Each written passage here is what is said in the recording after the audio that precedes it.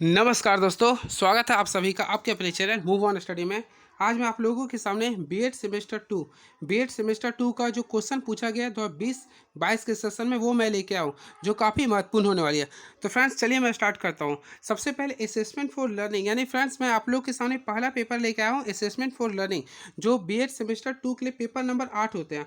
तो फ्रेंड्स देखिए, क्वेश्चन जो पूछा गया था 20-22 के सेशन का कुल ये 80 मार्क्स का था, यानी कुल फ्रेंड्स 3 आवर का था। तो चलिए मैं स्टार्ट करता हूँ। ग्रुप ए का क्वेश्चन जो कि ऑब्जेक्टिव था फ्रेंड्स।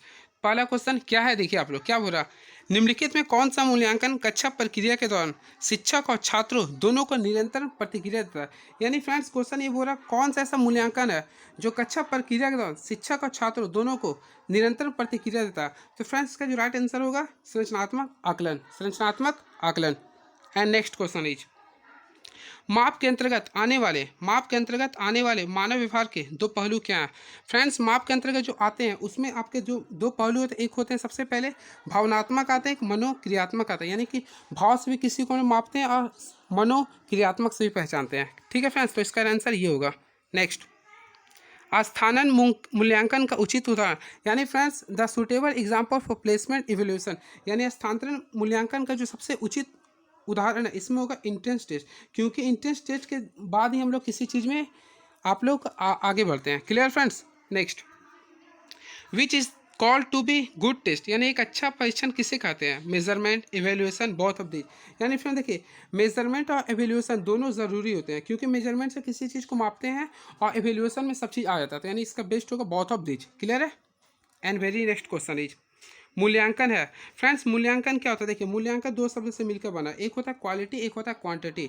यानी क्वालिटी हो गया आपका मापन के अंतर्गत है, क्वांटिटी हो गया आपका क्वालिटी अगर बोलेगा फ्रेंड्स तो आपका हो गया ऑब्जर्वेशन के अंतर्गत, लेकिन क्वांटिटी बोलेगा तो मेजरमेंट के अंतर्गत आएगा। तो यानी कि गुणात्मक और देखिए इस गुणात्मक और क्वालिटी दोनों होगा, यानी कि इसका ऑप्शन नंबर सी होगा, यानी कि ऑप्शन नंबर सी। क्लियर है। Next, which of the following is not a characteristics of a good achievement test, यानी निम्नलिखित में से कौन एक अच्छी उपलब्धि परीक्षण की विशेषता नहीं है। ऑप्शन, एबिलिटी, ऑब्जेक्टिविटी यानी अनिश्चितता, वस्तुनिष्ठता, विश्वसनीयता या वैधता। फ्रेंड्स इसका आंसर जो होगा देखिए, अच्छी उपलब्धि परीक्षण का विशेषता नहीं है। यहाँ पे ध्यान दीजिएगा, नहीं पूछा। तो फ्रेंड्स इसका जो राइट आंसर होगा ऑप्शन नंबर ए होगा, यानी कि ऑप्शन नंबर ए होगा, अनिश्चितता होगा। क्लियर है, ये नहीं होता है। Next, the normal probability curve is not, यानी फ्रेंड्स बोल रहा नॉर्मल प्रोबेबिलिटी कर्व कैसा नहीं होता। देखिए सबसे पहले normal probability curve friends steps होता है, यानी स्टेप्स होता है। ये हमेशा ध्यान रखिए, कभी भी एक्स एक्सिस पे टच नहीं करता है, एक्स एक्सिस पे कभी टच नहीं करता। और नॉर्मल प्रोबेबिलिटी कर्व उसे कहते हैं फ्रेंड्स जो आपका दोनों साइड यानी राइट और लेफ्ट साइड दोनों साइड लगभग इक्वल होता है, इसका पीक वैल्यू होता है। क्लियर है। यानी देखिए यहाँ पे मान लीजिए फ्रेंड्स ये एक्स एक्सिस है, ये एक्स डैश है, ये तो यहाँ पे कभी ये टच आपका नहीं करेगा। पहला तो ये होता है। और ये देखिए इसमें जो एकांतरत नहीं, ये देखिए कभी एक जैसा नहीं होते हैं। देखिए ऑप्शन के अनुसार यहाँ पे देखिए सब फंसता है यहाँ पे, यानी बोल रहा नहीं है। तो देखिए पहला बात तो ये इसमें यानी कौन सा नहीं है फ्रेंड्स, ये काफ़ी इंपॉर्टेंस क्वेश्चन है ये। देखिए सामान्य नॉर्मल वर्क इज नॉट, पहली बात तो ये एक्स एक्स पे टच नहीं करता, यानी फ्रेंड्स आप लोग को देखिए यहाँ पे एक्स एक्स पे तो नहीं टच करता है, तो यानी ये आपका सही है। लेकिन यहाँ पे बोला नॉट सिमेट्रिक नहीं है, यानी फ्रेंड्स ये सिमेट्रिक नहीं होता, यानी ऑप्शन नंबर ये होगा। क्योंकि देखिए बायोलेटरल तो होते ही हैं, ठीक है, और ये एक्स एक्सिस पे एक ऋणात्मक नहीं होते हैं। ठीक है। एंड नेक्स्ट क्वेश्चन, सबसे बड़े और सबसे छोटे मान के बीच के अंतर क्या कहते हैं। फ्रेंड्स आप लोग याद रखिएगा, रेंज इसे कहते हैं, यानी रेंज जो होता है ना सबसे बड़े और सबसे छोटे बीच के मान के अंतर को बोलते हैं, यानी हाईएस्ट माइनस लोवेस्ट के बीच जो डिफरेंस होता है उसे हम लोग बोलते हैं रेंज। मान लीजिए फ्रेंड्स कोई रोल नंबर लिखता हूँ मैं, मान लीजिए किसी कोई संख्या लिखता हूँ 9852, तो फ्रेंड्स इसका रेंज निकालना तो कुछ नहीं, सबसे बड़ा संख्या 9 है, 9 में से 2 को माइनस कर दिया 7 आ गया। तो फ्रेंड्स जो हाईएस्ट संख्या में से हम लोवेस्ट संख्या को माइनस करते हैं तो उससे हमारा रेंज निकलता है। Clear friends. तो इसका राइट आंसर क्या होगा, ऑप्शन नंबर 1 होगा, यानी कि रेंज। क्लियर है। एंड नेक्स्ट क्वेश्चन, आधुनिक बुद्धि परीक्षण के जनक कौन है। फ्रेंड्स देखिए यहाँ पे क्वेश्चन काफ़ी महत्वपूर्ण पूछा। देखिए who is the modern intelligence, यानी कि आधुनिक के बारे में बोल रहा। तो मैं यहाँ पे दो क्वेश्चन बताना चाहता। सबसे पहले देखिए बुद्धि परीक्षक का जो जनक हुआ था, यानी 1905 में सबसे पहले बार बुद्धि परीक्षक के बारे दिया गया था, और वह दिया था अल्फ्रेड बेनेट और साइमन ने, यानी अल्फ्रेड बेनेट और साइमन ने मिलकर 1905 में IQ के बारे में बोला था। लेकिन यहाँ पे क्वेश्चन फ्रेंड्स काफ़ी घुमा दिया। क्वेश्चन में बोल रहा फ्रेंड्स आप लोग देखिए आधुनिक के बारे में बोल रहा, क्या बोल रहा, आधुनिक के बारे में। तो इसका राइट आंसर जो होगा आधुनिक के बारे में जो ना टर्नर ने दिया था। लुइस टर्नर ने 1916 में आधुनिक वृद्धि परीक्षण के जनक कहा जाता है। क्लियर है, काफ़ी इंपॉर्टेंट है क्वेश्चन ये। क्लियर है, और फर्स्ट टाइम किया था अल्फ्रेड बिनेट, इसे ध्यान में रखेंगे आप लोग। नेक्स्ट, निम्नलिखित में कौन सा बहुलक के बारे में सही है? फ्रेंड्स आप लोग को मैं ये बताना चाहता हूँ, देखिए मोड का जो फार्मूला होता है, मीन मीडियन मोड आप लोग पढ़े, तो मोड का जो फार्मूला होता है फ्रेंड्स 3 मीडियन माइनस 2 मीन होता है, इसे आप लोग ध्यान में रखिएगा। यानी कि इसका राइट आंसर क्या होगा? ऑप्शन नंबर 1 होगा। देखिए इससे का ऑप्शन नंबर 1 होगा, 3 मीडियन माइनस 2 मीन होगा। क्लियर है, तो देखिए इसी के साथ मैं पूरा ऑब्जेक्टिव आप लोग को बता दिया हूँ। अब देखिए क्वेश्चन आता है क्या, देखिए ग्रुप बी काफ़ी महत्वपूर्ण क्वेश्चन है। तो ग्रुप बी का क्वेश्चन मैं आप लोग को सबसे पहले ये बताता, ये ऑब्जेक्टिव बेसिस में है, ठीक है, सॉरी शॉर्ट टाइप क्वेश्चन है। तो देखिए मैं केवल बता देता हूँ क्या लिख रहा, पहला 5 क्वेश्चन का उत्तर देना। अधिगम के लिए मूल्यांकन से आप क्या समझते हैं? फ्रेंड्स अधिगम के लिए मूल्यांकन के बारे में लिखना है। अधिगम यानी क्या होता है? व्यवहार में परिवर्तन करना, ठीक है, एक अस्थायी परिवर्तन है, इसके बारे में लिखना है। वैधता क्या है? मूल्यांकन के उद्देश्य लिखें। गैर संज्ञानात्मक परीक्षणों का उपयोग को स्पष्ट करें। नैतिक मूल्यांकन को स्पष्ट करें। Mention the advantage and disadvantage of internal evaluation, यानी आंतरिक मूल्यांकन के फायदे और नुकसान को उल्लेख करें। फिर फ्रेंड्स मूल्यांकन के अवलोकन तकनीकें क्या है। नेक्स्ट, चतुर्थक विचरण को परिभाषित करें। फ्रेंड्स मैं कुछ बता देता हूँ ताकि आप लोगों को, देखिए चतुर्थक विचरण को मैं बता रहा हूँ। चतुर्थक विचरण यानी क्यू को बोलते हैं, इसका फार्मूला होता है फ्रेंड्स Q3 माइनस Q1/2, यानी एवरेज लिया था। मूल्यांकन के बारे में भी मैं कुछ बताता हूँ ताकि आप लोगों को एग्जाम के दृष्टि से कुछ ना कुछ अभी वर्क हो सके। तो फ्रेंड्स मूल्यांकन के बारे में बताता हूँ। देखिए मूल्यांकन 2 शब्दों का मेल होता है। सबसे पहले देखिए मापन प्लस आकलन, यानी फ्रेंड्स मापन और जो आकलन किया था उसे को हम लोग बोलते हैं मूल्यांकन। तो मापन प्लस आकलन, देखिए अगर किसी चीज़ का मापन करते हैं तो उससे हम लोग किसी चीज़ का क्वालिटी पता करते हैं, क्या सॉरी क्वांटिटी पता करते हैं, और क्वालिटी पता करते हैं आकलन से, ठीक है। देखिए क्वालिटी पता करते हैं आकलन से और क्वांटिटी पता करते हैं मापन से, और ये दोनों यानी कि क्वालिटी और क्वांटिटी को जब जोड़ देते हैं उसे बोलते हैं मूल्यांकन, ठीक है। यानी मापन का मूल्यांकन करना या मूल्यों को जानकारी लेना मूल्यांकन कहलाता है, ठीक है। तो अवलोकन बारे में बता दें। अवलोकन यानी किसी चीज़ को देखना, अवलोकन के लिए हम अपना ज्ञान इंद्रियों से भी किसी चीज़ को पता कर लेते हैं, इस टाइप से आपको लिखना था। फिर देखिए आप लोग का, देखिए संज्ञान क्या होता है फ्रेंड्स, संज्ञान क्या होता है मैं आप लोग को बताता हूँ शॉर्टकट में। देखिए संज्ञान के बारे में सिंपल एक ही चीज़ आप लोग याद रखिएगा। संज्ञान यानी देखिए किसी चीज़ को समझना, जैसे हमारे कोई भी चीज़ मान आपके मस्तिष्क में जो किसी चीज़ का इमेज बनता है उसे हम लोग बोलते हैं संज्ञान, ठीक है। इस टाइप से लिख सकते हैं। वैधता यानी किसी चीज़ के बारे में वैध होना चाहिए। मूल्यांकन अधिगम तो पहले ही बता दिया था। अब देखिए ग्रुप सी का क्वेश्चन स्टार्ट करता हूँ, जो काफ़ी लॉन्ग टर्म क्वेश्चन होते हैं फ्रेंड्स। तो ग्रुप सी का क्वेश्चन देखिए, ग्रुप सी का जो क्वेश्चन होगा वो आप लोग का 10 मार्क्स का होता है। तो देखिए पहला क्वेश्चन क्या लिख रहा है, discuss different types of scale and measure, यानी फ्रेंड्स क्या उचित उदाहरणों की सहायता से विभिन्न मापन के पैमानों का चर्चा करें। सबसे पहले फ्रेंड्स पैमाना जो होता है 4 प्रकार के मेनली होते हैं। एक होता है फ्रेंड्स, देखिए एक होता है नॉमिनेटिव होता है, यानी कि जिससे संख्या को काउंटिंग करते हैं। क्लियर, मान लो 1 2 3 4 नॉमिनेटिव हो गया। एक होता है इंटरवल यानी फ्रेंड्स मान लीजिए आपको 50 से लेकर 100 के बीच क्या वैल्यू आता है, इसको बोले इंटरवल, पैमाना से मैप करेंगे। उसके साथ साथ एक होता है फ्रेंड्स ऑर्डर। देखिए मैं बता देता हूँ, ध्यान दीजिएगा।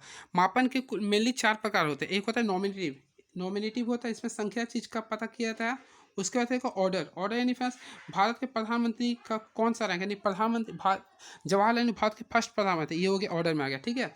उसके बाद रेशियो, यानी अगर किसी चीज़ का 2 का तुलना करते हैं तो रेशियो आ जाएगा, यानी 5:6, ये रेशियो हो गया, ठीक है। और एक होता है फ्रेंड्स यानी कि बीच वाले आते हैं, ठीक है। जैसे मान लो कि 50 से 100 के बीच आए, इसे बोलेंगे। क्लियर है, इंटरनल इसे बोलते हैं। नेक्स्ट, मानक संदर्भित एवं निकट संदर्भित परीक्षण में अंतर लिखें। फिर फ्रेंड्स लिख रहा what is the intelligence test, यानी आईक्यू टेस्ट के बारे में लिखना है। तो आईक्यू टेस्ट के बारे में अभी आप लोगों को बताया था। सबसे पहले आईक्यू टेस्ट के बारे में प्रतिपादन जो किया गया था 1905 में किया गया था। किसके द्वारा किया गया था? साइमन के द्वारा, बिनेट के द्वारा। और 1916 में इसका मॉडर्न जो आईक्यू का जो है उसे टर्मन बोलते हैं, यानी टर्मन को है ना मॉडर्न आईक्यू का जनक कहते हैं। क्लियर है। उसके साथ आईक्यू का जो वैल्यू होता है 20 से लेकर पूरा हाईएस्ट 140 प्लस जाता है। जिसका आईक्यू लेवल 140 प्लस है उसे बोलते हैं जीनियस बोलते हैं। क्लियर है। और एवरेज वाला जो होता है फ्रेंड्स 90 से लेके 110 के बीच में होता है। इस टाइप से आप लोग याद कर सकते हैं, इसका लिस्ट देख लेंगे आप लोग। क्लियर है। नेक्स्ट, सतत और व्यापक मूल्यांकन से आप क्या समझते हैं? नेक्स्ट, केंद्रीय प्रवृत्ति के क्या उपाय हैं? निम्नलिखित का मानक विचलन ज्ञात करें। फ्रेंड्स मानक विचलन के बारे में क्वेश्चन दिया था, तो देख सकते हैं आप लोग, ये आप लोग को निकालने का होता है। मानक विचलन सबसे पहले आप लोग मीन निकालते हैं, तो अगर इसका मीन निकालेंगे तो 27 आएगा, ठीक है। और बाकी आप लोग निकाल दीजिए, देखिए मैं निकालने का प्रयास किया हूँ, ठीक है। तो ये था असेसमेंट फॉर लर्निंग का पेपर। अब आते हैं फ्रेंड्स टीचिंग एंड लर्निंग का जो कि पेपर 5 है। तो देखिए पहला क्वेश्चन क्या बोल रहा है, अधिगम के बारे में कौन सा नहीं है। फ्रेंड्स अधिगम के बारे में देखिए ऑप्शन नंबर, देखिए अधिगम विकास है, बिल्कुल अधिगम एक विकास है, यानी ये सही है हमारा। अधिगम कौशल का अधिग्रहण है, बिल्कुल है, स्किल को डेवलपमेंट करता है। अधिगम व्यवहार का संशोधन है, बिल्कुल है ये। तो ऑप्शन नंबर डी क्या बोला, अधिगम केवल ज्ञान को अधिग्रहण करता है, नहीं ये गलत हो गया। यानी फ्रेंड्स आप लोग को मैं बताता हूँ, अधिगम जो होता है ना, ज्ञान हो गया, व्यवहार हो गया, ठीक है, ये सभी चीज़ को यानी समष्टि हो गया, सभी चीज़ को वो अधिग्रहण करता है। क्लियर है, अधिगम ये होता है। तो इसका ऑप्शन नंबर डी होगा। नेक्स्ट अनुबंधन कंडीशनिंग शब्द है। फ्रेंड्स अनुबंधन जो होता है, कंडीशनिंग का अर्थ होता है, देखिए मैं आप लोग को बताना चाहता हूँ, कंडीशनिंग अनुबंधन शब्द है। व्हाट इज अनुबंधन के बारे में बोल रहा हूँ मैं आप लोग को, इस 1 मिनट बता रहा हूँ। तो बिल्कुल फ्रेंड्स मैं इसका आंसर बताने चाहता हूँ। देखिए सबसे पहले बोल रहा अनुबंधन कंडीशनिंग शब्द है। तो फ्रेंड्स अनुबंधन जो शब्द होता है ना, रिलेशनशिप बिटवीन अस्टिल मूल्य, यानी उत्तेजनाओं के बीच संबंध होता है ये, यानी उत्तेजनाओं के बीच के संबंध को अनुबंधन कहते हैं। क्लियर है। And very next question is, सीखने का अध्ययन मनोविज्ञान के किस स्कूल में सबसे अधिक निकटता से जुड़ा। फ्रेंड्स सीखने का जो अध्ययन है सबसे ज़्यादा बिहेवियरवादी से होता है, यानी कि व्यवहारवादी से होता है। क्लियर है। लेकिन ये आप देखिए एग्जामिनेशन हॉल में क्या इसका बोलता है, लेकिन ऐसे बिहेवियरवादी होता है इसका। Next cognitive comes from the Latin words, यानी फ्रेंड्स संज्ञानात्मक लैटिन शब्दों कॉग्निटिव आया है, जिसका अर्थ क्या होता है। तो देखिए संज्ञान करता था गणना करना, यानी फ्रेंड्स इसका जो राइट आंसर होगा गणना करना या फिर तर्क करना, ऑप्शन नंबर बी। नेक्स्ट बुद्धि के सिद्धांत के अंतर्गत बहुवृद्धि सिद्धांत किसके द्वारा दिया गया था। फ्रेंड्स आप लोग को मैं बताना चाहता हूँ, बहुवृद्धि जो सिद्धांत दिया गया, देखिए बहुवृद्धि जो सिद्धांत दिया गया था थॉर्नडाइक के द्वारा दिया गया था, यानी ऑप्शन नंबर जो होगा इसमें थॉर्नडाइक, ठीक है। और अल्फ्रेड बिनेट ने, देखिए अल्फ्रेड बिनेट ने आईक्यू के बारे में बोला था, आईक्यू के बारे में अल्फ्रेड बिनेट ने बोला था, और थॉर्नडाइक ने आपका बहुवृद्धि सिद्धांत के बारे में बोला था। क्लियर है। And very next question is now, निम्नलिखित में कौन व्यक्तित्व मापन का प्रक्षेपी तकनीक है। यानी कि देखिए विच of the following is projective technique of personality measurement. Friends measurement जो होता है पर्सनैलिटी के लिए ना, उसका होते हैं 3-4 रूप होते हैं। पहला होता है फ्रेंड्स वर्ड एसोसिएशन, देखिए मैं बता देता हूँ आप लोगों को, पहला होता है वर्ड एसोसिएशन टेस्ट होता है। क्लियर है। पहला होता है फ्रेंड्स वर्ड एसोसिएशन टेस्ट, जो कि ऑप्शन में नहीं है। उसके बाद होता है सेंटेंस कंप्लीटेशन टेस्ट, जो कि नहीं है। और थर्ड होता है friends third person relationship, third person relationship ये भी नहीं होता है। लेकिन इसमें जो लास्ट होता है उसे बोलते हैं फ्रेंड्स थर्मेटिक एप्रिसिएट टेस्ट, यानी विषय आत्मबोधक परीक्षण, जो कि ऑप्शन नंबर डी होगा, यानी कि इसका ऑप्शन नंबर चौथा होगा। क्लियर है। And very next question is now, देखिए किस प्रकार के अधिगम के लिए उच्च कोटि की मानसिक प्रक्रियाओं जैसे सोच तर्क बुद्धि आदि की आवश्यकता होती है।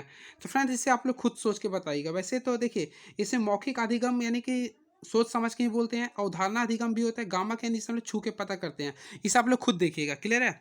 नेक्स्ट शास्त्रीय अनुबंधन सिद्धांत की खोज, शास्त्रीय अनुबंधन सिद्धांत की खोज द्वारा की गई थी, जैसा कि 1900 के शुरुआत में पाठ की रचना है। फ्रेंड शास्त्रीय अनुबंधन यानी कि देखिए मैं आप लोग को बताता हूँ, शास्त्रीय अनुबंधन की जो खोज किया गया था ना, इवॉन पॉलर के द्वारा किया था। उन्होंने कुत्ता जानवर का यूज किया था, यानी ऑप्शन नंबर होगा 1। क्लियर है। इवॉन पॉलर द्वारा, जो कि कुत्ता जानवर का यूज किया था।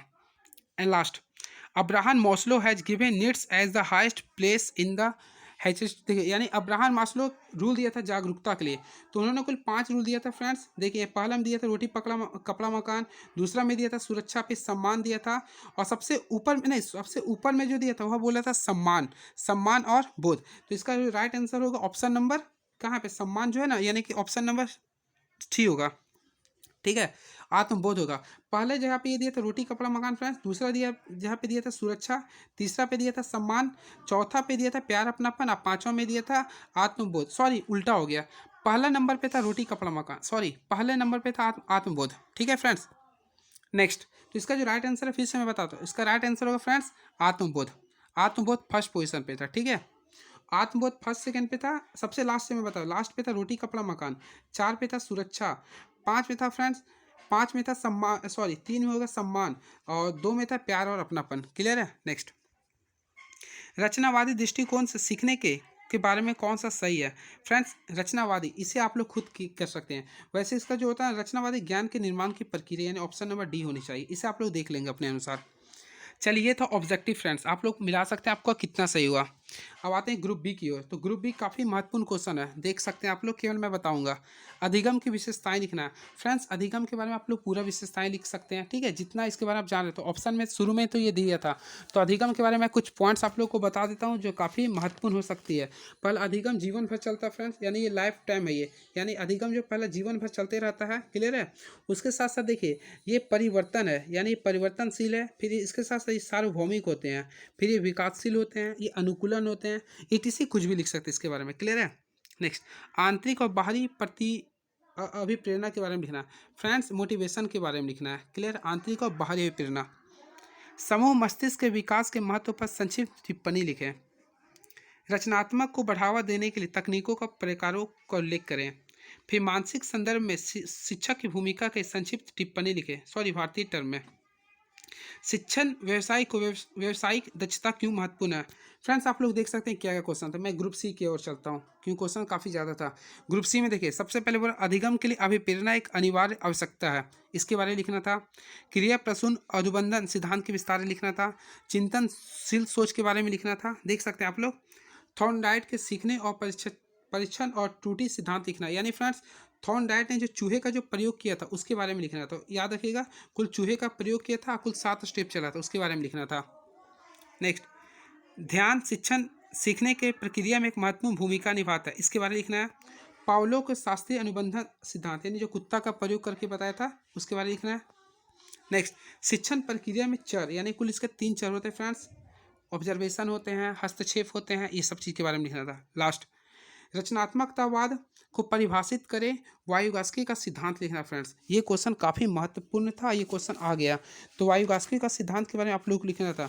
मैं कुछ बता देता हूँ। सबसे पहले याद रखिएगा वायुगास्की का जो सिद्धांत था वो सामाजिक वातावरण पर डिपेंड्स था, सामाजिक वातावरण पर डिपेंड्स था, क्लियर है। उसके साथ साथ ध्यान रखिएगा ना, इसने जेपीडी का रूल दिया था, जेडपीडी फ्रेंड्स। इसके रूल में जेडपीडी का रूल था, जेडपीडी यानी जेडपीडी जोन प्रॉक्सिमल डेवलपमेंट के बारे था, क्लियर है। तो इस टाइप से आप लोग को बनाना था, ठीक है। तो चलिए मैं आज क्वेश्चन आप लोग को दिखा दिए, बाकी आंसर खुद लिख सकते हैं, आप लोग बुक से पढ़ सकते हैं। चलिए thank you so much. Please subscribe my YouTube channel move on study. Thank you so much.